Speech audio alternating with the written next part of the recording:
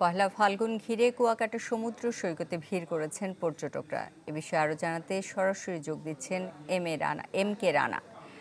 রানা, কুয়াকাটা সমুদ্রে তো পর্যটকদের ভিড় করেছে সেটা জানাই যাচ্ছে, সেখানে নিরাপত্তা ব্যবস্থা কেমন আছে, তারা কিভাবে উপভোগ করছে জানাবেন।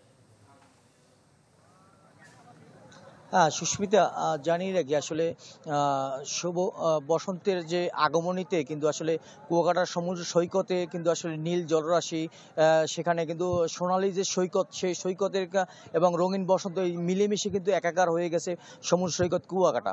আসলে কুয়াকাটা কিন্তু সকাল থেকে কিন্তু আসলে পর্যটকদের উপচে পড়া ভিড় লক্ষ্য করা গেছে এবং পর্যটকরা কিন্তু আসলে নীল জলরাশি পেয়ে এবং শান্ত জলরাশি পেয়ে কিন্তু আসলে না নিচে গিয়ে এবং নোনা পানিতে গা ভাসিয়ে কিন্তু আসলে কুয়াকাটার সমুদ্র সৈকত এলাকার যে পর্যটন স্পটগুলো রয়েছে সে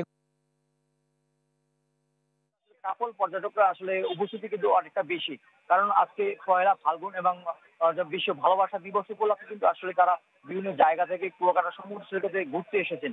কথা বলেছিলাম তাদের নিরাপত্তা বিষয়ে, যেটি জানতে চেয়েছেন যে আসলে তার কথা বলছিলাম পুলিশের সঙ্গে। তারা যেমনটি জানিয়েছেন যে আসলে অতিরিক্ত টুরিস্ট আসার কারণে কিন্তু আসলে তারা 3 থেকে 4 স্তরের নিরাপত্তা নিশ্চিত করেছেন। ফলে কিন্তু আসলে পর্যটকদের কোনো রকম হয়রানি বা কোনো রকম বাধা বিঘ্ন ছাড়াই কিন্তু তারা নির্বিঘ্নে সমুদ্র সৈকত কুয়াকাটা বিভিন্ন পর্যটন স্পট ঘুরে বেরিয়েছেন এবং ঘুরে বেড়ানোর যে সহযোগিতা পুলিশের পক্ষ থেকে সার্বিক সহযোগিতা তারা করছেন। এর বাইরে কথা বলেছিলাম স্থানীয় ব্যবসায়ীদের সঙ্গে, যারা এখানে ছোট ছোট ব্যবসা নিয়ে যুক্ত আছে, ব্যবসার সঙ্গে যুক্ত আছেন। তারা যেমনটি জানিয়েছেন হঠাৎ করে আজকে আজকে কিন্তু আসলে যে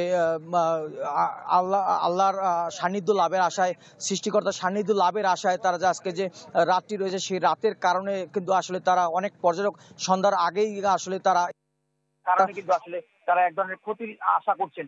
এর বাইরে কথা বলেছে পর্যটক, তারা কিন্তু আসলে সমুদ্র সৈকত এসে তারা কিন্তু তাদের যে আনন্দ, উল্লাস প্রকাশ করছেন। রানা, আপনাকে ধন্যবাদ। কুয়াকাটা সমুদ্র সৈকত থেকে আমাদের সাথে যোগ দিয়েছিলেন এম কে রানা।